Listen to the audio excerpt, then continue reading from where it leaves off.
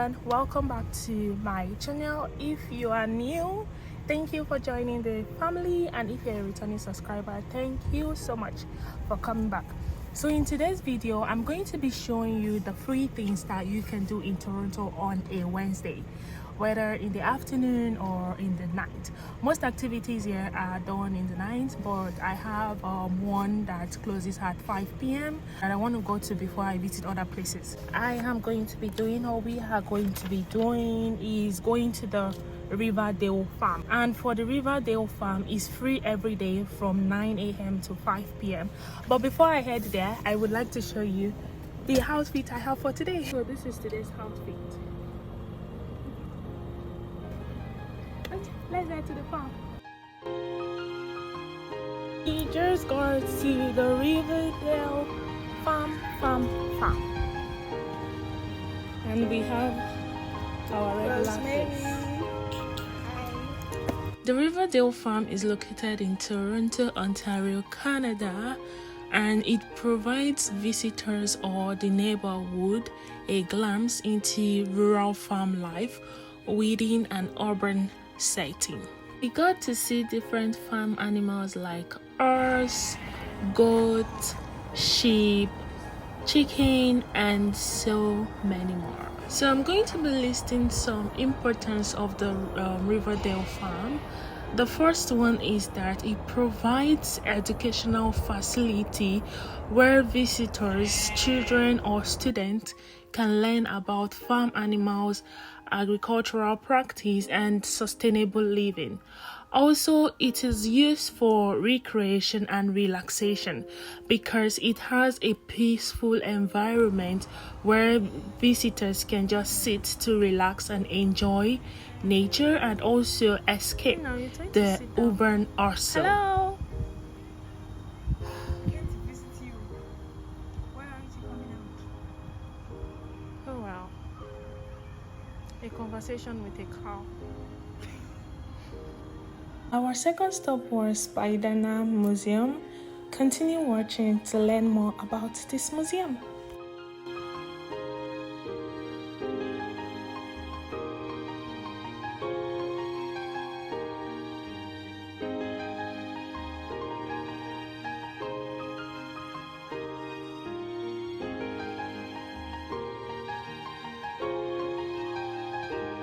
So we're just going to start our tour going up the stairs here. There's going to be a big moose head. So this would have been where the Austins would have entered any guests. As you can see, it's meant to impress, meant to show their guests how cultured they were, how much traveling they did. I mean, he has a bust of his own face, beside a painting of his own face, and it's just beautiful in here, at least I think so. You have your stained glass doors. He added this when he moved in, Albert, which allowed his guests to not be rained on and mucky when they're getting off their horses. You're greeted by leather wallpaper, and this is a recreation. As you can see, it's all towered up, so it's pretty luxurious that he would put leather up at the entryway where it's facing the elements the most. Anyway, so this would be where they would have their greetings. You know, Mary held open house hours on Friday, so you could drop in to visit her. We have receipts where she would order her pastries for the event, and that's kind of how we have that, we were able to piece it together. Sorry. You'll see there's a silk red brocade on the walls, very expensive. There's lots of details for all their travels, lots of tchotchkes. It's a beautiful room. We had this opportunity to have meetings and to talk a little bit of politics and really begin to bring themselves into the conversation. So next, maybe we would be invited into the drawing room. So the drawing room is taken from the idea of withdrawing. And so after dinner, you might come in to listen to the piano, or maybe you were invited to a dance party, and this was sort of parlor room, so you were able to dance. We have this nice atrium built over here that would house a small orchestra. All the furniture had little wheels at the bottom, so they're easy to pull aside. And so the space can develop as a nice space for dancing. The furniture is original from when the house was bought, so 1866. Might seem a little bit Victorian as opposed to interwar that I've mentioned. So again, this really highlights how this family had the ability to keep this furniture for over 100 years for us to look at. And it tells us a little bit about the time as well. It's a little bit shorter, it's a little different than our lazy boys. And that's due to how people dressed back then. Ladies had nice big skirts, and so they needed lots of room to be able to sit comfortably, whereas gentlemen had a lot slimmer suits, and so they were able to sit on these slimmer seats. Now we've entered the dining room. So I talked a lot about public facing rooms. So we have our entryway, our receiving room, the drawing room, and this dining room, all public facing. The dining room was also used for the family, so you kind of have a combo of both. And something interesting about this room, the way that we have it here, is how Mary had it after her husband had passed away and she re-entered society 4 years later. So the reason we know what the room looks like is we have all the letters of her designers picking out what she wanted to have. Her favorite color is green. We know what wallpaper she had. We know the specially made rugs. We know small details down to the fact that she had a small button installed at the bottom of the table so she could press it, and then very quickly the staff would come in, sort out your food. This is a time when things need to work like clockwork, and it was the women's domain, the home, to kind of keep that. So she planned the parties, she planned the dinners, she did everything that needed to be done within the house, and that was considered her domain. So that's why she put herself right at the top here in her beautiful wedding portrait, and reminding her guests whose house this was. The art here also has paintings of the original house owner, so that's Jayde and Susan, and then portrait of her son, Birdie. So Birdie is somebody you'll see in every single room. So he kind of haunted the family of sorts. He passed away at 24 from tuberculosis, which was very traumatic for the family. Although it's a disease that's very easily treated now with antibiotics, this was a time before then where it was considered a death sentence. And so again, you'll see him in every room. Service people who are just different friends who knew this family their whole life, who never saw the second floor. So if you were visiting somebody and you had to use the washroom, there was no such thing as asking them to share your bathroom with you. You would go back home. This was a time where even the bathroom was seen as a very private room. The reason you would go home, obviously, is ideally you would be close by. You weren't necessarily making long haul trips. You also were making shorter visits. You wouldn't necessarily stay at someone's house for 6 hours. And so, again, this room, very private, very intimate.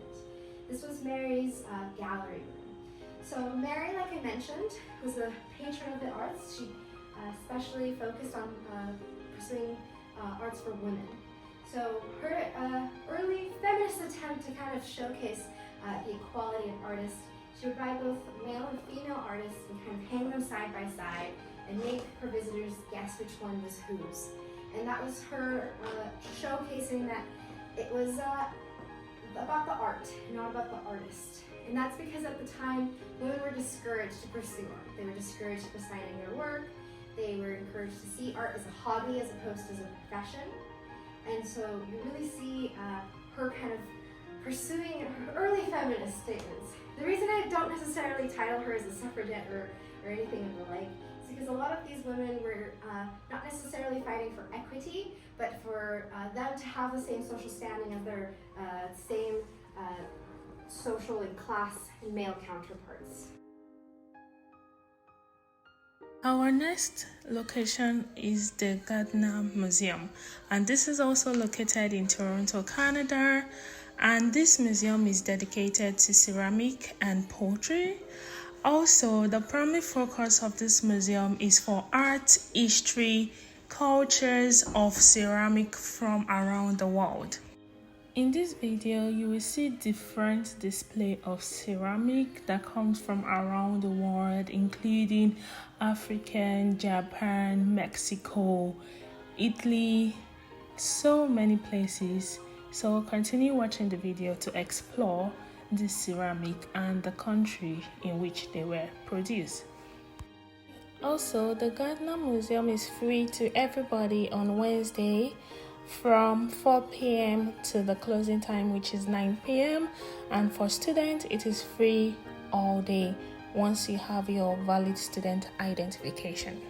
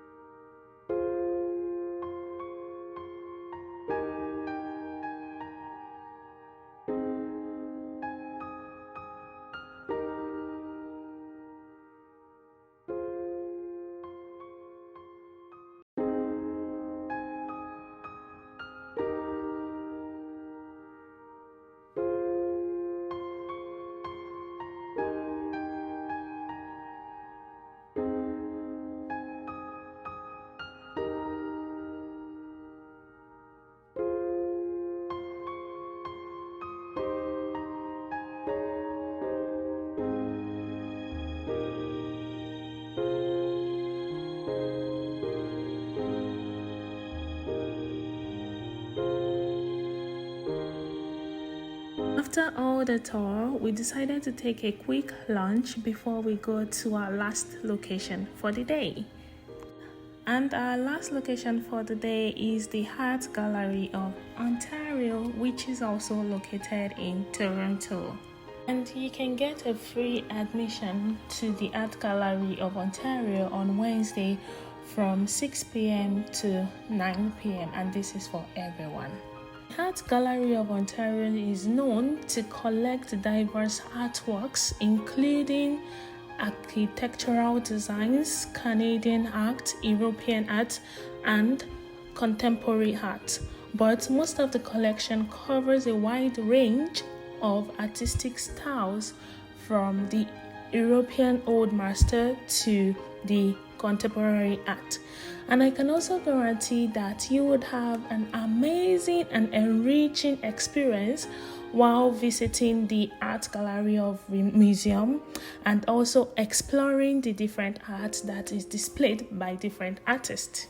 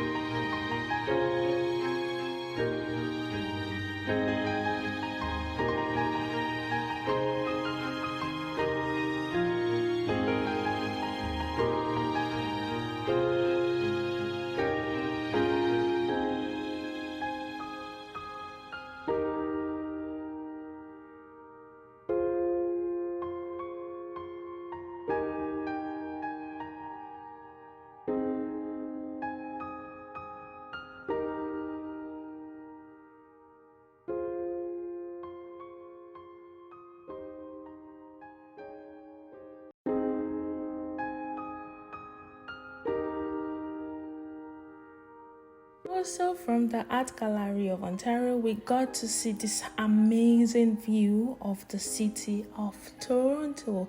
Can you see that sunset? It's so beautiful.